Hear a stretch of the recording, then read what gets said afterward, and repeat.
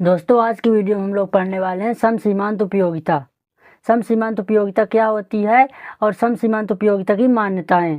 तो दोस्तों चलिए वीडियो को शुरू करते हैं। समसीमांत उपयोगिता नियम क्या कहता है? समसीमांत उपयोगिता नियम की क्या परिभाषा है? समसीमांत उपयोगिता नियम यह कहता है कि जब कोई व्यक्ति किसी वस्तु का उपभोग करता है तो प्रत्येक अतिरिक्त इकाई से प्राप्त उपयोगिता धीरे धीरे घटता चला जाता है। यानी जैसे जैसे हम किसी वस्तु का उपभोग करते जाते हैं वैसे वैसे उसकी उपयोगिता घटती जाती है। कहने का मतलब कि हमको बहुत तेज़ी से भूख लगी है ना। हमको क्या है, बहुत तेज़ी से भूख लगी है तो हम क्या करेंगे, भूख मिटाने के लिए खाना खाएंगे।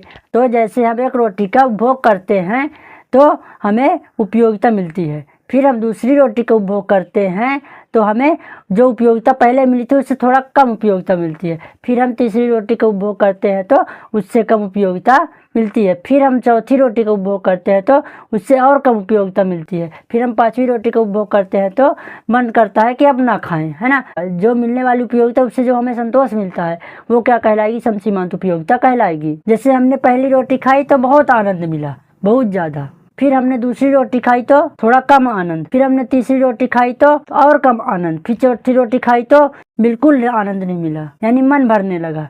फिर पांचवी रोटी खाई तो पेट फूल गया। फिर अगली रोटी खाई तो लगता है उल्टी हो जाएगा। मतलब हर अतिरिक्त रोटी खाने से हमारी जो यूटिलिटी है वो घटती जाती है। वही क्या है? समसीमांत उपयोगिता। यानी सीमांत उपयोगिता यह दर्शाता है कि संतोष की भी कोई सीमा होती है। जरूरत से ज्यादा कोई भी चीज आनंद नहीं दे सकती। अब हम चलते हैं समसीमांत उपयोगिता नियम की मान्यताएं। समसीमांत उपयोगिता नियम की क्या मान्यताएं होती हैं? पहली मान्यताएं हैं उपभोक्ता तर्क संगत होनी चाहिए। कहने का मतलब कि जो व्यक्ति वस्तु का उपभोग कर रहा है वो क्या होना चाहिए?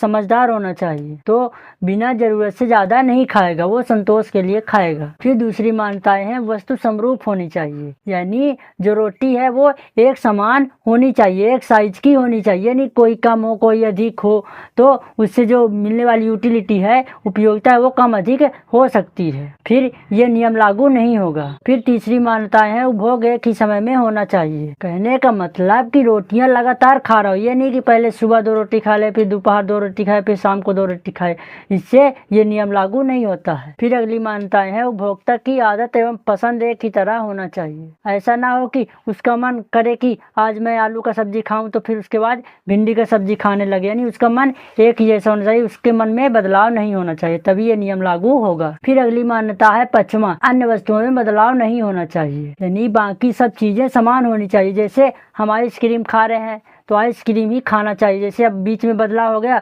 अचानक ठंड पड़ने लगी तो फिर उपयोगिता बदल जाएगी। ठंड पड़ने लगी तो आइसक्रीम हम छोड़ देंगे तो उपयोगिता नहीं रह जाएगी। तो दोस्तों आपने इस वीडियो में देखा समसीमांत उपयोगिता नियम क्या है और समसीमांत उपयोगिता की मान्यताएं क्या होती है। अगर हमारी वीडियो अच्छी लगी हो तो अपने दोस्तों में शेयर करें, हमारे यूट्यूब चैनल को सब्सक्राइब करें जिससे वीडियो की नोटिफिकेशन सबसे पहले आप तक पहुँच सके।